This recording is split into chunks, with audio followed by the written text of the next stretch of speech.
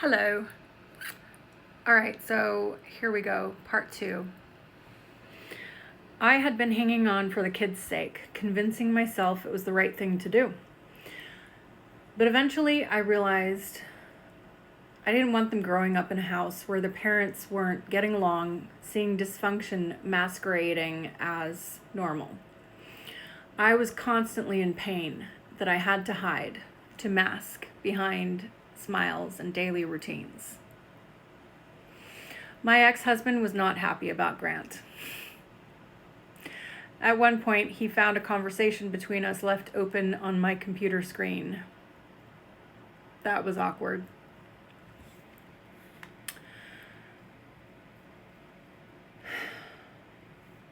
Dreams of a new beginning. During the divorce process, before it was finalized, I met up with Grant a few times.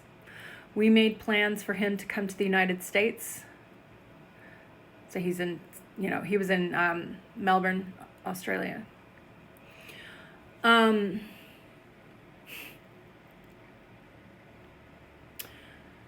Mapped out income streams, worked on getting his business to run remotely. That was one of the ideas. So he could be here with us more longer term. That was the plan anyway at that time. After the divorce was finalized, Grant came to visit in November of 2018.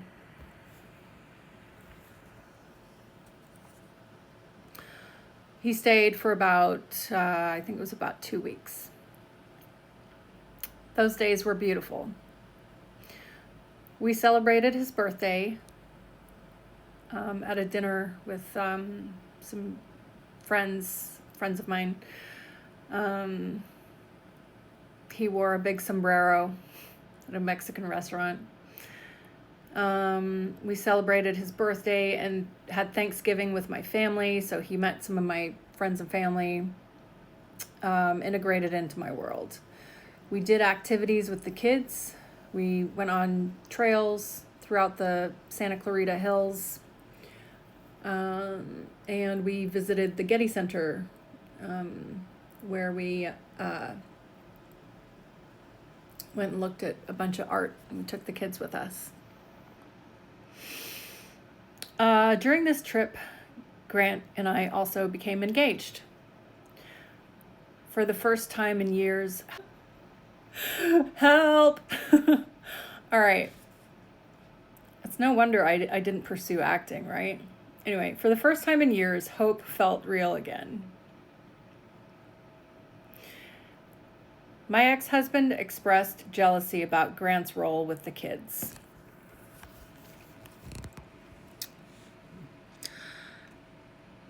The kids had passed on to me that their dad was worried that they would start to see Grant as their new dad.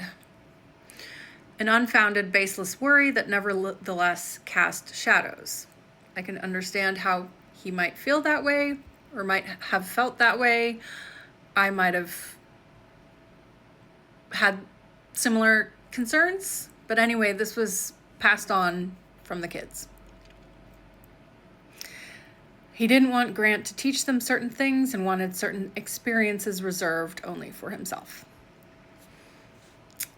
When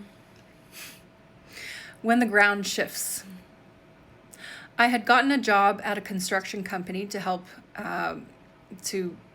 support the household bills and to help with the transition of the kid's dad moving out into his own place. That was quite a long process. It was quite difficult.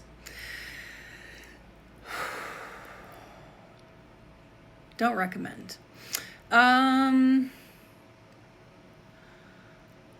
I worked there for about 9 months, building towards stability. Then, in late 2018, the company began downsizing due to the lack of construction projects.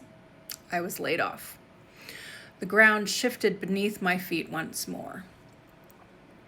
I started working for Grant remotely in his business to offset things in the short term while I searched for another job, while I did photo shoots, And while I tried to build an Amazon business, I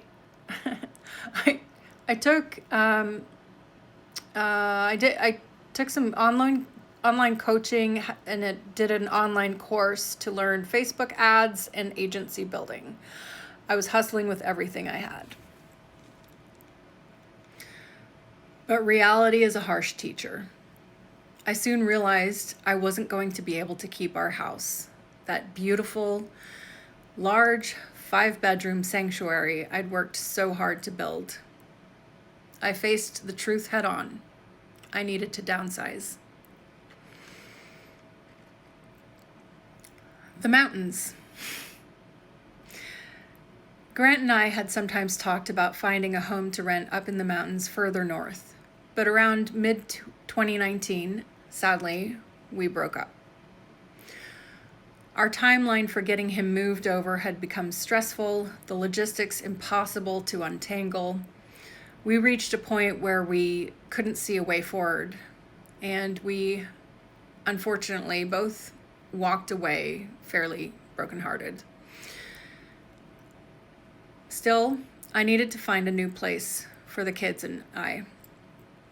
I began looking north again and found a beautiful 2-bedroom home with a garage and the most breathtaking view you could imagine in Pine Mountain Club.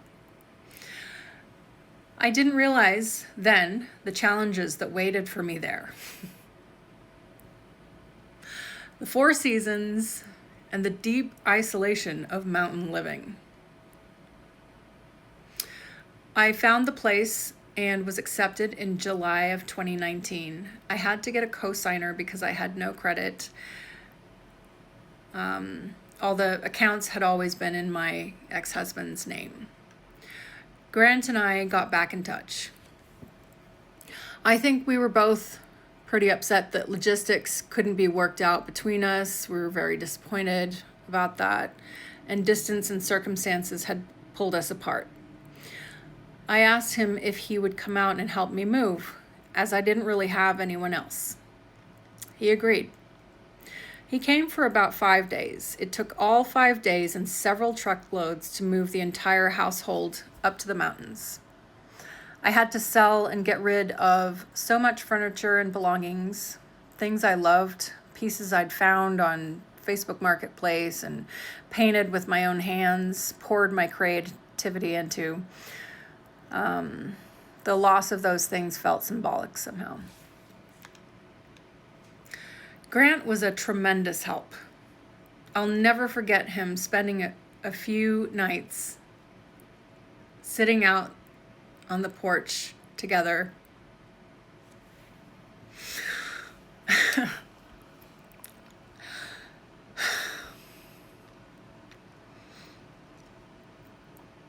Of that house. Okay, we can get through this. Okay, told you. All right. I'll never forget spending a few nights sitting out on the porch of that house together in my camping chairs under the vast mountain sky. We went on a few hikes together throughout through the wilderness. We were sort of acting as though we were in a relationship, but hadn't really restored our previous agreement yet. It was a tender time, sweet and melancholic. I was sad to see him go. He even lifted a huge dresser up the stairs in the front of the house by himself.